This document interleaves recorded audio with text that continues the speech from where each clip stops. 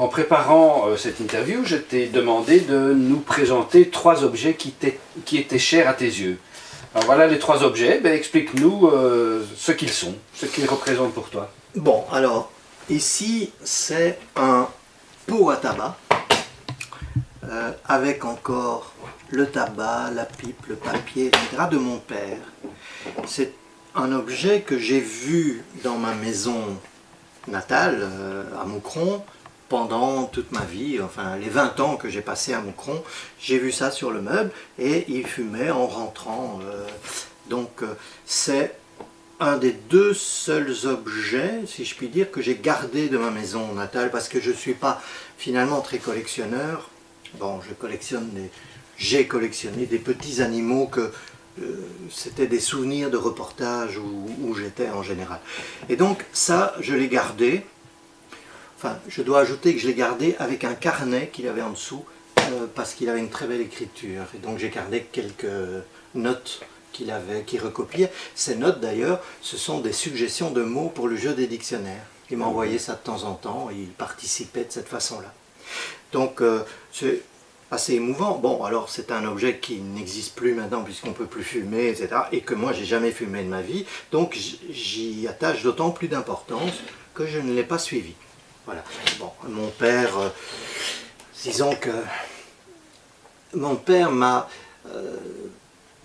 libéré de beaucoup de choses, m'a expliqué l'univers quand j'étais tout petit, m'a donné une certaine distance avec la religion dans laquelle forcément par l'école et l'éducation on était voilà, dedans, il n'y avait rien qui existait que ça, c'était ça, il fallait y croire. Donc il m'a expliqué un peu la distance et la réflexion, enfin des tas de choses comme ça. Oui, il était très bien, et en plus à la fin de sa vie, il a voulu aussi continuer à la remplir, et il était devenu, il s'occupait des enfants du juge, d'enfants difficiles. Il discutait avec les adolescents, il faisait ça à la maison, ça m'impressionnait beaucoup. Je voyais des malabars tatoués qui arrivaient, et alors lui, il était comment? Il était petit, et il discutait, et le juge de paix était très content de son travail. Donc j'ai beaucoup d'admiration pour lui. Alors, ça, c'est un fossile, voilà, que j'ai découvert sur une plage du Portugal et qui a quelque chose comme 25 millions d'années. J'ai vérifié.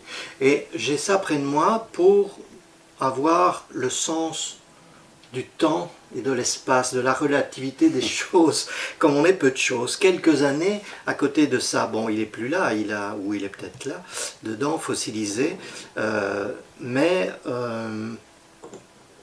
je me dis que tout évolue, on devait être ça, on devait être sous cette forme-là à un moment donné, et puis sous une autre forme, et peut-être encore sous d'autres formes.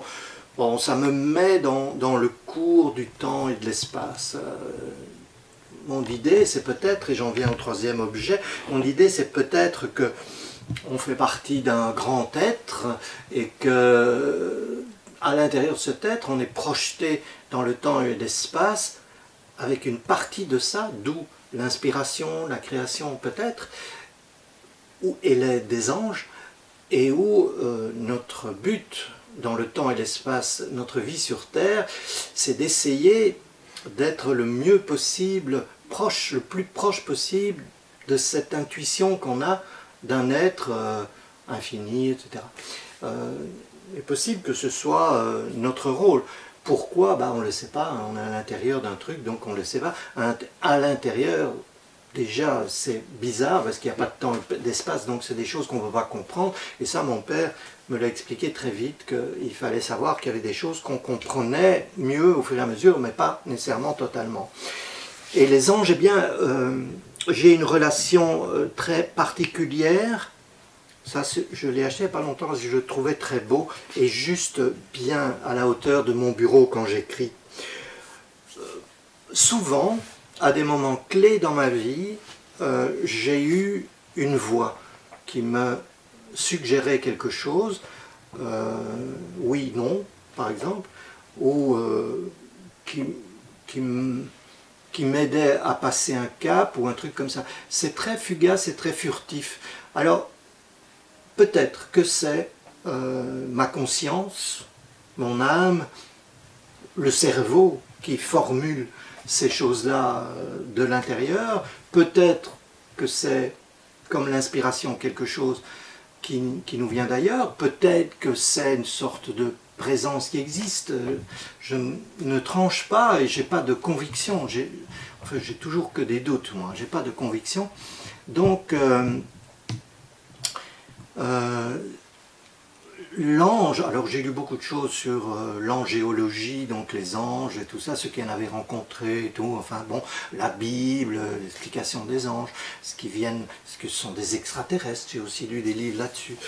Mais je dois avouer que à, disons, 2 endroits essentiels de ma vie, au moment où je devais rencontrer la femme de ma vie avec qui je vis, et on ne peut pas ignorer que ça a été un changement radical et total, j'ai eu 2 coups de pouce par une voix extérieure ou par un mouvement qui m'a fait éviter un accident mortel à un moment donné, juste à ce moment-là, comme si je devais rester en vie pour une raison que je ne connais pas encore, qui peut être, je ne sais pas, qu'un de mes petits-enfants devient prix Nobel de médecine parce qu'il va découvrir quelque chose. Je ne sais pas, il y a toujours 1000 raisons qui font qu'on reste en vie, mais, ou bien simplement pour éduquer ces 5 enfants qui en ont eu d'autres, ou pour te raconter ça maintenant. Je ne sais pas pourquoi je suis sur Terre, ou pour avoir ri à un moment donné, ou pour un livre qu'on va ressortir dans 1000 ans, on va dire, bah, tiens, ça explique ça et ça. Je ne sais pas. Mais, en tout cas, ce sont des... Alors, si tu veux, je parle de voix, mais c'est parfois aussi quelqu'un. Donc, c'est encore plus étonnant. Bon, il y a une fois où je devais dire, je ne vais pas raconter toute l'histoire, c'est un peu long, mais où quelqu'un, je devais arriver par exemple à midi quelque part pour dire oui, on va vivre ensemble. Ma femme, c'était un moment, voilà, c'était oui ou non, il fallait plus choisir, il fallait dire oui ou non. Et j'allais en voiture pour lui dire, et il y avait de la neige, et je savais qu'elle devait quitter sa maison avec ses enfants à midi. Alors, je suis arrivé avec ma voiture qui a patiné dans la neige, quelqu'un a surgi, c'était dans les bois, quelqu'un a surgi de je ne sais où, à côté de moi, avec un seau en main, m'a fait signe de ne pas couper le moteur, tout en souriant, comme ça. C'était des cendres que cette personne avait dans la main, elle a mis des cendres devant chaque roue, a disparu, j'ai avancé, je suis arrivé, elle allait claquer la portière, elle était déjà assise, ses enfants installés, j'ai juste eu le temps de dire oui. Et voilà, des 37 ans plus tard, on est toujours ensemble.